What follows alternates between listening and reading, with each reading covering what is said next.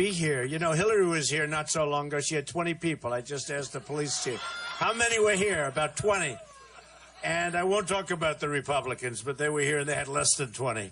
We have a big crowd, and I appreciate it. People are still coming in. Amazing. So we had a big day yesterday. Yesterday was amazing in every way. We had Sarah came along, and she said, we love what's happening. It's a movement, and no matter where we go, it's a movement. And right now we're leaving. As soon as I'm finished, we're going to Oklahoma, and we're going to have anywhere from 15 to 20,000 people in Oklahoma. The place is packed. We're going to be turning away people, unfortunately. That's one of the problems of the indoor. Last time we went to Oklahoma, we had 20,000 people at least outside. You know, outside you can have as many as you want. Inside it's a little bit tougher, right? It's a little bit tougher. But no matter where we go, we went to Dallas, we had 20,000 people. Mobile, Alabama, we had 35,000. Everywhere in Iowa, we're packed. Everywhere in New Hampshire, everywhere in South Carolina, everywhere we go, we're packed. It's just determined by the size of the room. So I just want to thank you all. It's early, I know, and it's a little bit cool outside, right? We're going through a little bit of a cool spell. I don't know, despite global warming, it's awfully cold in these different places. It is really cold. I never thought of Iowa, you know, I'm here so much, and I never thought of Iowa with such cold weather, but we're having a little bit of a cold spell. Don't we love it? We love it, right? So I just want to thank you all for being here. We're going to have a tremendous, I think we're going to have a tremendous, thank you, darling. Thank you. I love your hat, too. Make America great again. Make America great again. Thank you. Wow, I like that. Wow. That's great. Look at her. She's a fan. I know one thing. On February 1st, she's out at the caucus. There's no question about that. She's going to caucus. By the way, speaking of that, you have to get out February 1st because otherwise... Okay, good. Thank you. Good. February 1st, so important. Otherwise, honestly, we're just wasting our time. You know, it's wonderful. You'll hear me speak for a little while and all that. We're all wasting our time. Somebody called a major reporter, great reporter, actually, very liberal in this case, and that's okay. They could be good, too. They're putting their point of view. But the question was, how does it feel? I said, how does what feel? How does it feel? Because this was about 4 months ago, the summer of Trump, they called it, right? And probably they thought that that would be the end and then would fade into oblivion. You know, they've been waiting and waiting and waiting, and we keep going higher and higher and higher. And now they're not waiting so much anymore. That's the good news. They've been with me a long time, these people back there. We've been suffering together, the reporters. We suffer together. I call them untruthful, and they sort of just take it. And actually, it doesn't hurt them because, you know, the truth, sometimes they understand it. But we've had a hard time with them. But some are very good, about 25%, tops. But we've been together now for a long time. But you know, it's interesting. So this reporter called the summer of Trump. How does it feel? I said, it doesn't feel like anything. What's to feel? He said, you've done something that nobody has ever done before. What's happening here in terms of what's happened with, you know, with even concept, with the way to run a campaign. Because if you look at what I've done, I mean, now I'm spending money, but I've spent no money, practically no money. And a guy like Bush spent $79 million, up to 79, maybe even over $80 million. And he's down here at the bottom, and I'm at the top. And I said, wouldn't it be great if we could do that with our country, where we spend less money than anybody else and have the best product? You know, it would be really, no, wouldn't that be great? But he said, how does it feel? And I said, it doesn't feel anything. He says, no, you don't understand. Even if you don't win, which I don't like to hear, even if you don't win, what you've done has never been done before. I said, let me tell you something. If I don't win, I've wasted my time. That's the way I view it. You know, maybe they'll say, hey, Trump ran a good campaign. Who cares? Doesn't mean anything to me. I guess I'll go back to building buildings and things, right? I do a good job with it. And employing a lot of people. But he said that, and I said, no, you don't understand. It really, if I don't win, it's a whole different ballgame. It means nothing. Everything I've done, everything my incredible people have done with Hope and Corey and Tana and everybody and Chuck and Sam, honestly, it doesn't mean anything. It doesn't mean anything. So we want to get in, we want to win. And when I say win, we got to win here. And if we can win here, we're going to run the table. I'll tell you we're going to talk about that in a second. But when I talked to the reporter, I ment win for president. Because if I don't win for president, even if I won the nomination and didn't win, I would consider that a major loss. And other people would say, oh, what a great campaign. It's not a great campaign. because the only way we can really do real change, not Obama change. Remember change. We got change all right. I know the farmers got real change. They can't plow. They can't do anything now with the water problems and the puddles that go, and they call them a lake. You know, it's considered a lake. A puddle forms when you land. It's 4 feet by 4 feet. Oh, that's considered a lake. You can't touch it. This is reserved water. I mean, what you're going through, or what everybody's going through with regulations and everything. I mean, look, everything you look at, all of that's going to be gone, and we're going to go back to being a healthy, strong, beautiful, and beautifully run nation again.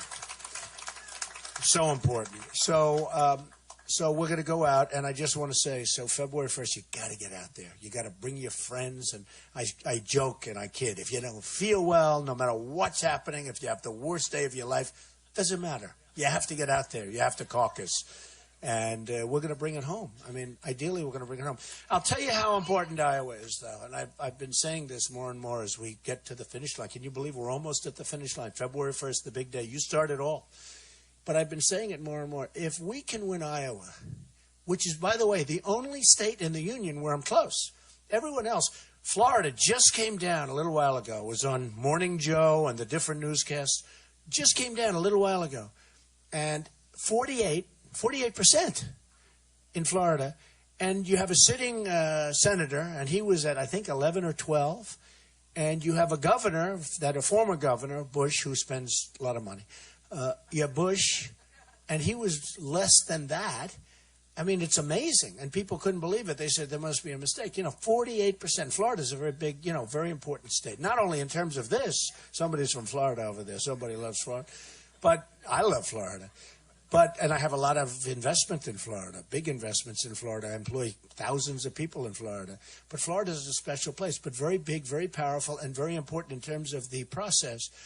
And I have this massive lead in Florida that everybody was saying, whoa, that has to be. They actually thought it was a mistake when it went up. They thought the poll was a mistake. 48. So, and I'm doing great all over. If we can do well in Iowa, we're going to run the table. If not, then I have to go and we got to win New Hampshire. Now, New Hampshire has been really strong. But they say bad psychological things happen if you lose. Okay, and they're really putting more pressure on because they're saying, especially if Trump loses, because he always talks about winning. And if he loses Iowa, that would be a terrible thing, the press. And so I don't know what the impact is, but I can tell you this. I think we're going to win. It's probably our closest state. And I think we're going to win Iowa. And it would be a lot easier if I said, no, I just want to do well. Good luck, everybody, on the first. If you're busy or something, don't bother. You got to go out and caucus. Because if you can win, and if we can win together, if we can win Iowa, the signal, it's all, look, I'm not going to say anything's over, and even the biggest pundits, even the worst liars, and, some guys that said we're never going to run, and even if he run, he's just going to have a good time. Not a good time. I mean, I love you people, but I could be someplace else right now, okay? I could be very happy being someplace else. But if and they say it, if we win Iowa, we're going to run the table. We may not lose a state because it's just going to feed. Iowa is very important. And one other thing with Iowa, there's a lot of talk about moving Iowa to the middle of the pack or even the back of the pack. Not going to happen if I get elected. Won't happen. There's an incredible tradition. I've developed so many friends. I've been here for a lot. I've come a lot, and I'm going to be here all next week. You're going to be so sick of me. You're going to get sick. You're going to say, get the hell out of here, Trump. Don't worry about it. You're going to win. We don't want to take any chances. One of the reasons I said that I spent very little money, but now I'm spending money for two reasons. Number one, I feel guilty because I'm like $35 million, $38 million under budget. I was going to spend a lot of money, but I've had so much airtime, I haven't had to spend any money. So it's sort of interesting. No, it's true. They give me so much television airtime. I'm on all the time. Can you imagine? They have this report, all on Trump. Then they have a commercial. Now if I have a Trump commercial, then they go back to Trump. The whole show plus the commercials. I say, if I put commercials on, they're going to OD on Trump. It's no good. It's no good. So anyway, but we're going to put them on now because I feel guilty. I really do. I haven't run commercials. And so I just started. Some good ones, I think. Who knows? But we have a couple of commercials going up. A lot of money. And the other reason is I'm so far under budget, I really feel I don't want to take a chance. Does that make sense? In other words, I feel confident. The polls are all saying we're leading nationwide by a tremendous amount. I don't want to take a chance. I don't want to be cute. Oh, I don't have to spend. I don't have to spend. So I'm not taking a chance. So we're spending some good money. You're going to see some good commercials going up very shortly. In fact, they're already up in Iowa. Some of you have probably seen them. Are they good? I think pretty good, right? I think they're pretty good. So Iowa is so important because by doing that, we're sending a signal. And that's why I want to win it. I don't want to lose by 2 votes where they say, well, Trump came in second, and that's okay. Winning would be so incredible. Look at these people. They don't stop. No matter where you go. No matter where you go, they don't stop. Would you like me to stand up against them? No matter. It doesn't matter. I can't lose them. Look at them, the paparazzi. Look at them. I don't even know what the hell they do with all the pictures. They're taking pictures all day long. Then you see one picture in a newspaper. You say, all that work for one picture? Anyway, but they're good. They're very good. Hey, look, we're all doing our thing, right? They're doing their thing. We're all doing our thing. But the one thing we all have in common, including them, by the way, is we want to make America great again. We really do. We really do. The polls that have come out, and I love talking about polls. It's my favorite subject, actually, as long as I'm number one. If I was number two, and I always get killed on the polls because the other candidates come up to me. Why do you always mention polls? Because I'm number one. And if you were number one, you'd be mentioning them too. But I think I brought polls to a whole new art and a whole new level. I don't think other people, even if they were number one, used to talk about them, but I'm different. I'm a little bit different. I talk about them because when you're number one, you talk about them. Okay, ready? So we have a new poll came out, NBC News National, 38 for Trump. Second place is Cruz in this one, 21, 38-21. And third is Rubio at 11. In South Carolina, we're way, way, way, way above everybody. I mean, it's been incredible. Reuters has us at 41%. Gravis has us at 41%. Wow. Florida, I just told you, just the one that just came out has us at 48%. Georgia, we're in the mid-30s and probably the low 40s because I saw one. In Connecticut, we're at 35%, meaning we're at 35. Other guys are at 12 and 10 and 8 and 2 and nothing. Some guys are at nothing. And I see them on television. Yes, we'll never leave the race. They're leaving the race right away, right? I watch these politicians. I watched a couple of politicians. He was at 1 or 2, and he said, no, I will never leave the race. He's already planning. His people are already calling. Can you hire us, please? And it's they're politicians. That's what they do. They talk. All talk, no action. And that's what we don't need, That's what we don't need. In Iowa, we have a great CNN poll. I told the other day, I said, why don't they ever use the CNN poll? Even CNN doesn't use the CNN poll because it's too good. Trump 33. Cruz is second at 20. So I'm up by 13 points. Nobody ever uses it. So CNN reports and they show other people's polls where it's closer. I say, could I ask you? And by the way, they spent a lot of money on this poll. And I think their poll is probably better. And I think it's more indicative. I think we might even be better than that. I said, why are you not using the poll that says 33-20? Why are you using one that says 21-20 and this and that? And they have no answer. You can't answer. You know what the answer is. It's really unfair stuff. It's called Welcome to the World of Trump or Welcome to the World of being a conservative Republican or Welcome to whatever world it is. But here they are. They pay for their own poll and they don't put it up. So it's a little bit unfair, but these are minor details, folks. I want to just so the polls are looking good and everything's looking good and it's so important. And I stayed here last night and I actually had good steak. You have good steak, and I've always heard that, I had good steak last night. I mean, you should have. If you don't have good steak, who's going to have good steak? If they don't have good steak in Iowa, we have some problems, right?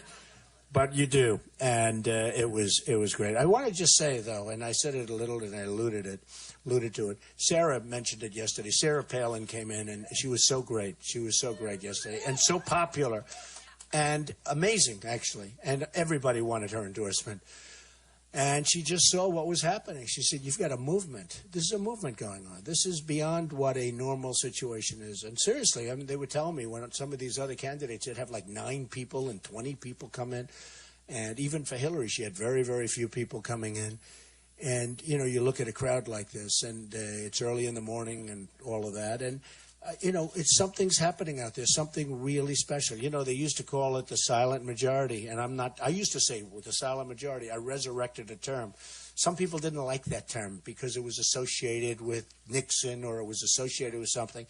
And I don't even care. I mean, it's a great term, but it's not really accurate. because the accurate is the noisy majority. We're really, I mean, you have to see these people. They go crazy. We go into stadiums, and they want to rip down the stadium sometimes. It's amazing, and it's really become the noisy majority, and that's what we have. We have an amazing group of people that want to just see this country get great and be strong and be smart and not be ripped off with trade and not be ripped off with so many different things. I mean, you look at China, $505 billion. We have a trade deficit, a deficit. What they get, what we get. $505 billion a year. This isn't like in 20 years. This is a year. It goes on. And I have some of the great business leaders endorse me, like Carl Icahn endorsed me, who's a fantastic guy and a fantastic business leader. And when he endorsed me, I mean, a lot of other business leaders also want to endorse me. The problem is nobody ever heard of him. But I'm going to use them. I said, you don't have to endorse me. What difference does it make? Nobody knows who you are. The guy could be worth $5 billion. Nobody cares. You know, it's amazing. But they're great negotiators, and they want to do great things for the country.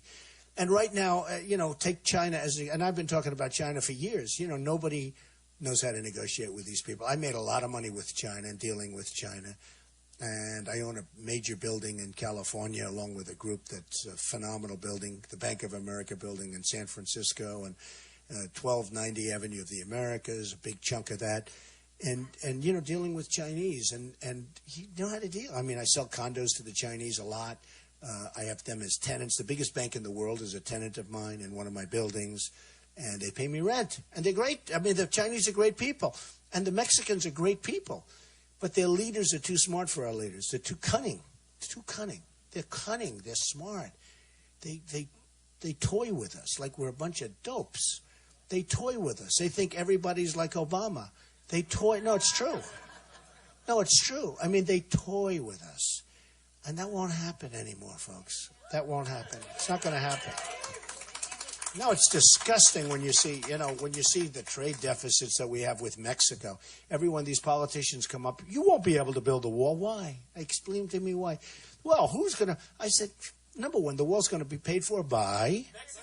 Correct. He knows. This guy knows.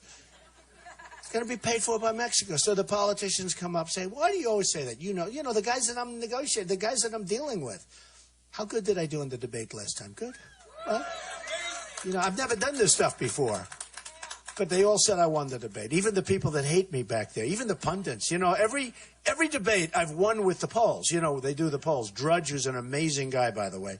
You have Drudge, and you have all these different polls. Time Magazine, and Slate, and PBS. And I win, almost all of them. And on the debate. And I'll get 40%, 50, 60, even 70%. Who won the debate? It's a lot when you have 14, 15 people up there, and you get 70%.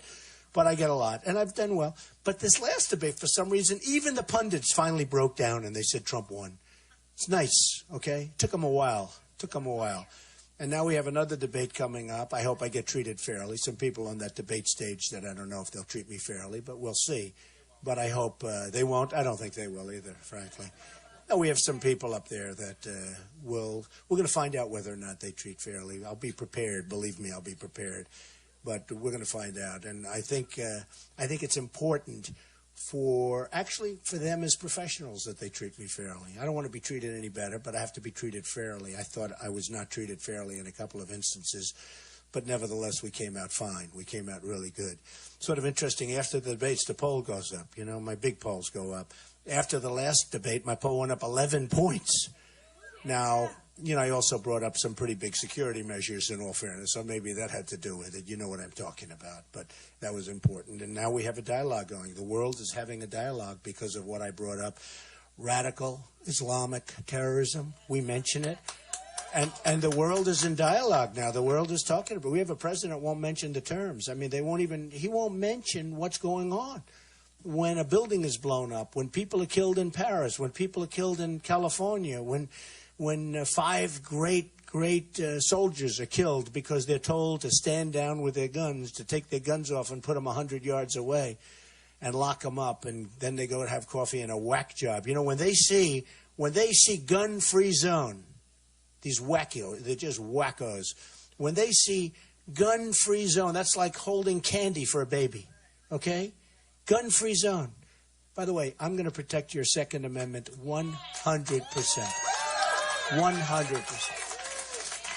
If we had guns in California, or even, take a look at Paris, the toughest gun laws in the world, the toughest they say in the world. Paris, you can't have a gun in Paris unless you're a bad guy. You put a gun in your pocket, you have a gun, all right? But you can't have a gun in Paris. In France, the toughest gun laws. So you had these guys, these thugs. The press, the name the press called them, right? We don't call them that anymore. We call them the guy with the dirty hat. These are stupid people. And these are disgusting people, right? These are disgusting. They called him the mastermind, the leader, the mastermind. And I took the press to task. I haven't heard it. I must have. I've been hitting them so hard about it because, they're radicalizing our children. They're using the internet better than us, and we're the people that invented, the land that invented the internet, and they're using it better than us. They're radicalizing our children online. And they're going around the press calling them mastermind, the mastermind, this and that. And I'm saying to myself, why are they calling him mastermind? Why would anybody call him mastermind? You're building them up. You're building up the image, Robin Hood. You're building up the image. And I'll tell you what, honestly, the press has pretty much stopped. It's been very interesting. The press has very much stopped. How come you're aiming those cameras over there? What's over there? Just curious. Huh? Why are you aiming over there? Huh? Oh, okay, cutaways, okay. Cutaways. First time I've ever seen that happen. Now I'm trying to figure. You know my story, right? They never aimed the camera at the rooms. I'm in a stadium with 20,000 people. My wife keeps saying, but you don't know. I mean, how many people? I said like 20,000 with the Mavericks. The Dallas Mavericks play 20,000. She had no idea because they never do cutaways. Now he does a cutaway, and he's aiming in that little corner in the back of the room. I can imagine. Why did you do a cutaway over there? Just out of curiosity. He can't tell you. Yeah, he can't tell you. I can tell you why. I tell you, these people are the worst. They are the worst. They're disgusting. They're disgusting people.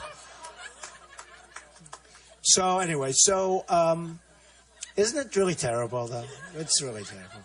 And the one thing that's never, I'll call them out. Other people, they just sit there, they don't call anybody out. But we call them out. They're really dishonest people. Really, really dishonest and disgusting people. So we're out there, and I will tell you, we will do things that nobody else can do. And when they say, but Mexico can't pay for the wall, so of course they can. We have a trade deficit with Mexico that's unbelievably big, humongous. It's a humongous number. It's billions and billions of dollars, far more than what we're talking about for the wall. The wall's peanuts compared to that. But they don't understand that because they're politicians. They're not business people. Mexico will pay for the wall, okay? One way or the other. There's 5 different ways they can pay. One of those 5, or all of them, will take, we will not be paying for that wall. But the wall's going to be built fast. And we're going to be getting some people. A lot of the gangs, you look at Los Angeles and some of these places, they have gangs where they're made up of illegal immigrants, okay? They're made up of illegal immigrants. Mexico doesn't want them. So they send them to us because we take everybody. We're so brilliant. We're so wonderful. We take everybody. Even the anchor baby stuff. A woman's pregnant. She walks onto the land. She has the baby here. We take care of the baby now. Becomes a person.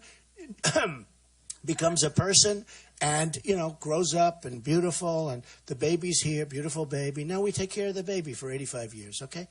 It doesn't read that way. And remember when I first came out and said that? I turned out to be right because the legal scholars say, you're right. You can't come over illegally, have a baby, and we're supposed to take care of it. I mean, if anything else, I've proven that.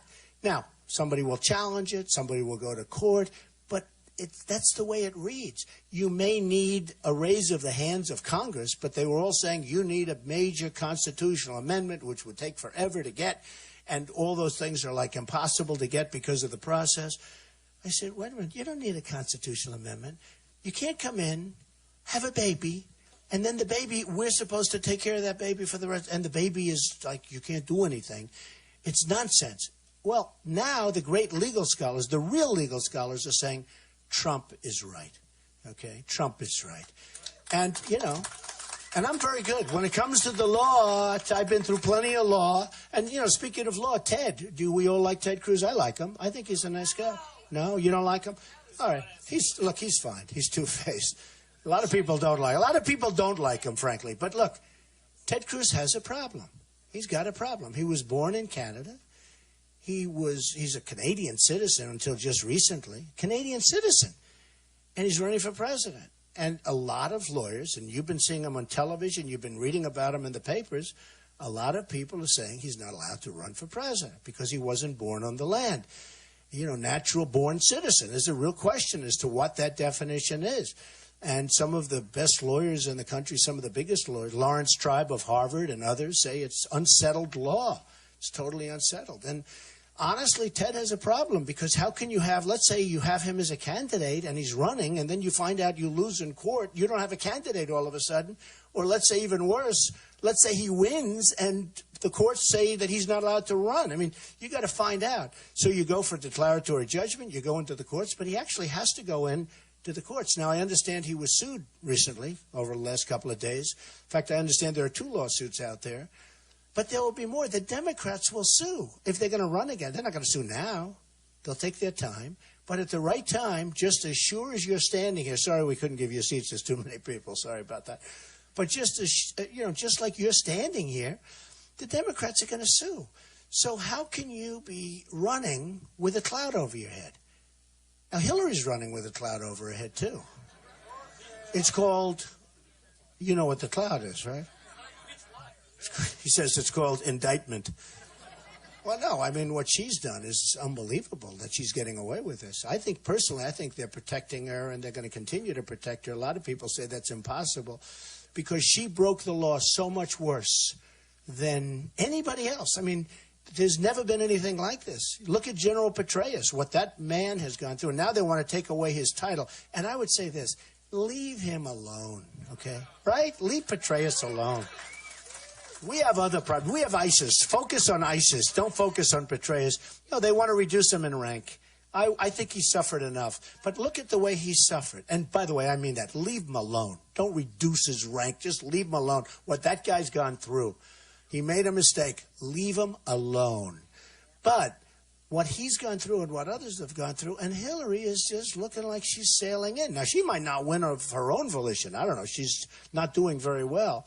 But on the assumption she won, I don't know how you can run for president. But she has a different kind of a problem. But he's got a problem of uncertainty. You just don't know. I mean, you just don't know. So let's see what happens with Cruz. But it's very hard to let somebody go through a whole long process, and at the end of the process, should he win, they're going to be suing him, just like he's already being sued. And the fact is, he was born in Canada, and he was a Canadian citizen. I mean, that's big stuff. And you're talking about 15 months ago. He was actually a Canadian citizen. If you think about this, he was a Canadian citizen while he was a United States senator. He was a joint citizen of the United States and Canada. But how do you do that? And he said he didn't know about it, which is interesting. He didn't know about it. So I don't think you can have a situation where, gee, I didn't know about it. Then in his papers, his financial applications, it's a very, very strict, he didn't put in a couple of minor things. He said he was going to sell assets to run for the Senate and all of this. Well, that's not what he did. He borrowed money from Goldman Sachs and he borrowed money from Citibank.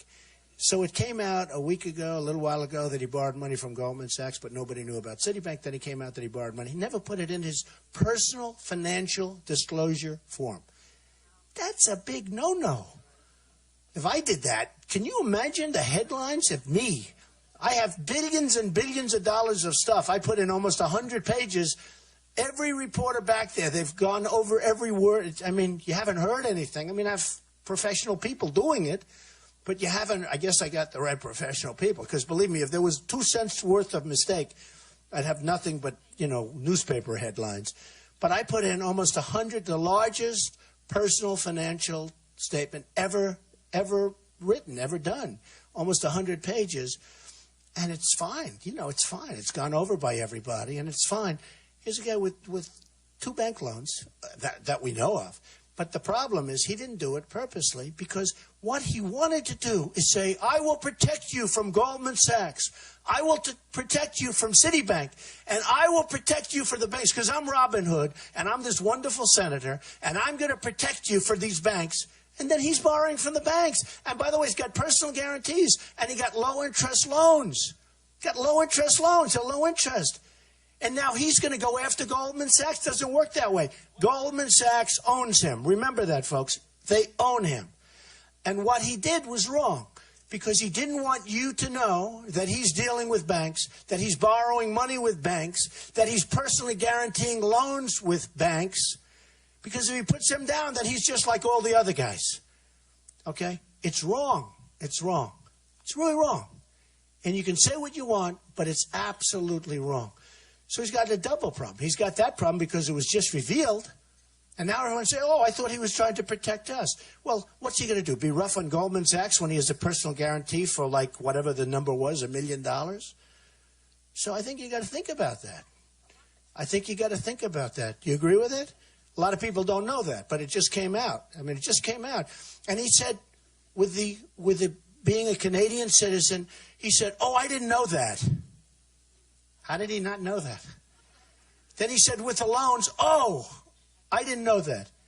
Smart guy. He doesn't know that? Yeah, that's worse than Hillary when you think about it. So anyway, so I think we got to get a little bit, fair in here, because he says things about me that are so wrong. I mean, he says things, takes ads and says things about me that are so wrong. I mean, we have to disclose the real facts. And these are facts. These aren't like, oh, gee, this didn't. This is like he didn't put down on his personal financial disclosure form. Very strong, that signature on the bottom. You sign that, you got problems if you make mistakes. He didn't put down 2 big banks loaning him money because he didn't want you to see that, okay? That's a problem, okay? That's a problem.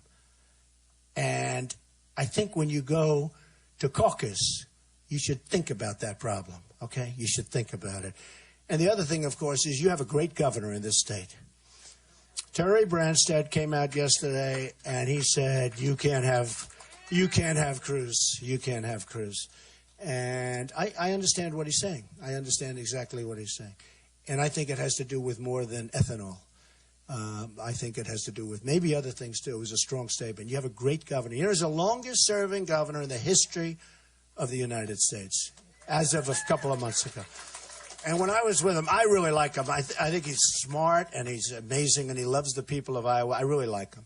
And he says he's not endorsing anybody, and I think that's great. But for him to come out with that statement, that was a big statement to come out with yesterday. Yesterday was a double. You had that statement, and you had Sarah Palin. That was a good day for Trump. But the governor's doing the right thing. He's a governor that's going to do the right thing. A lot of people do everything for politics. He doesn't do it for politics. He's beyond it.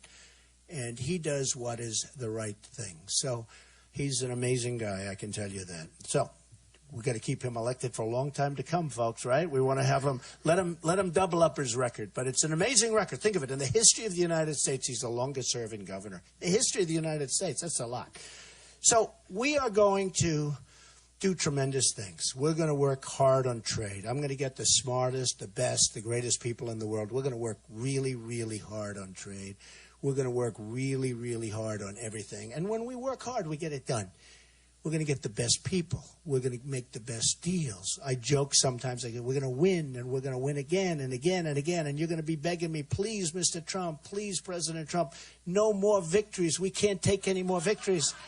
We can't take any more victories. Please, let's lose a couple of times. Please, I'll say, no, we're never going to lose. We're going to make America great again. And everyone goes crazy. We have fun with it.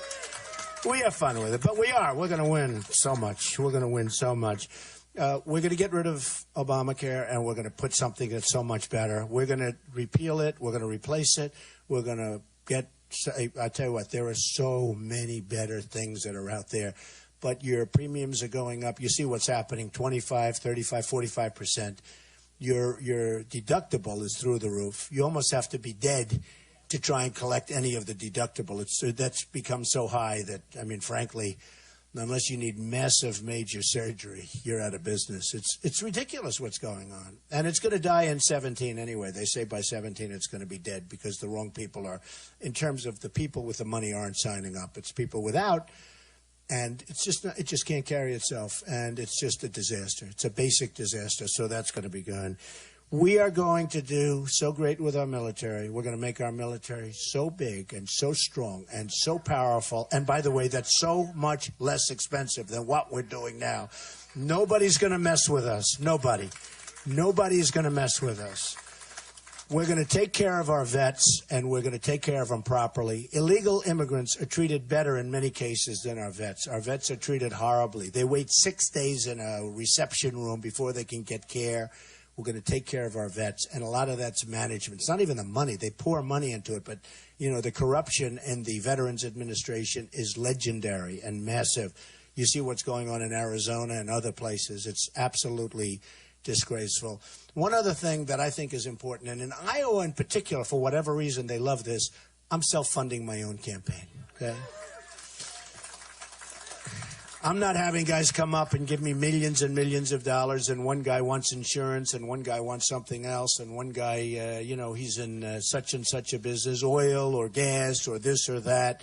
And, you know, I'm self-funding. And I'll tell you what, I have turned down so much money that I actually feel foolish in many regards. You know, my whole life has been to take, right? Take. I was greedy. I take.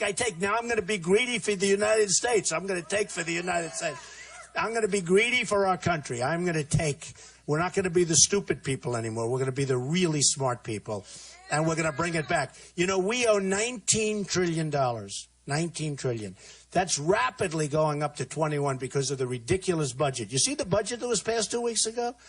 We're funding everything. We're funding Obamacare. We're funding the Syrians coming in, which, by the way, not going to happen. That's not going to happen. The Syrians, not going to. We don't know who they are.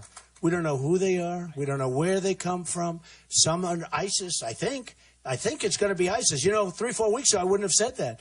But now, if you look at what's happening with Denmark and Norway, if you look at what's happening with Germany, I mean, take a look at Germany. What a disaster that is. And I was on Time Magazine. By the way, get this week's Time Magazine. It's great. I'm on the cover. I like this week better than the last time. But this week's Time Magazine story is amazing. It tells you about the campaign, what's happened. It's amazing. And it's been an incredible story. But if you look at what's happening with the migration, and we're taking in people, we have no idea who they are. And law enforcement, I've spoken to many of them. I've watched them. I've read about it so much. And they say there's no way of saying where these people are from, what they represent, who they represent. This could be the greatest Trojan horse in history. This could be the real deal Trojan horse. And we want to take thousands and thousands, and don't believe the 10,000 number. You know, even in the debate, the previous debate, they talked about 65,000 people, okay? And you don't believe the numbers. They want to bring in tremendous. And, you know, very sadly, if they're Christian, they don't come in, okay? If they're Christian, they don't come in. And before this whole mess, if you were in Syria 2, 3, 4 years ago, one of the top experts told me this on borders and on the military. I mean, this is a real guy that really understands what's going on. He said, you know, Mr. Trump, first time I heard it, he said, if you're from Syria and if you're Muslim, it's very easy to come into the United States, one of the easier places. But if you're from Syria and if you're Christian, it's almost impossible to come into the United States. One of the hardest things to do. I never forgot it. That was 3 years ago, he told me, 3.5 years ago. I never forgot what he said. Because Christianity is under siege, folks. Whether you want to hear it or not, it's under siege. And we've got to reverse it. But if you were from Syria 3 years ago, 4 years ago, 3.5 years ago, you wanted to come into this country, if you were Christian, one of the hardest places on earth to come into the United States was a Syrian who happened to be Christian. Something wrong. And they're the ones that really needed the protection more than anybody else. It's all going to change. It's all going to change. We're going to use our heads. We're going to be fair. We're going to deal from the heart. We're going to deal from the brain. And we're going to make America great again. And I'm telling you, so important is on February 1st, you have to get out there and you have to show our stuff. Because otherwise, you've wasted your time. I've wasted my time. I won't even say wasted money. It's a lot of money. Who cares? I don't care about the money. I've wasted a lot of time, a lot of energy, a lot of effort. We have to do this for the good of the country because we can turn our country around And I always say, make America great again. And lately, I've been adding, because I've seen the people. They're incredible people. Make America great again. We can make it greater. And I really mean this. I think we can make it greater than ever before. It's true. But if we go 4 more years, with Obama and maybe worse, between either of them. I mean, how about this guy, the socialist, Bernie Sanders? I mean, this guy's a total whack job. But if we go with either one of them, but let's assume it's Hillary. I mean, you know, let's assume if we go with either of these two people, I'm not sure you ever come back from it. It's going to be an abyss that I'm not sure that you can ever bring it back. But we can make America greater than ever before. Thank you very much, everybody. Thank you. Thank you very much. Thank you.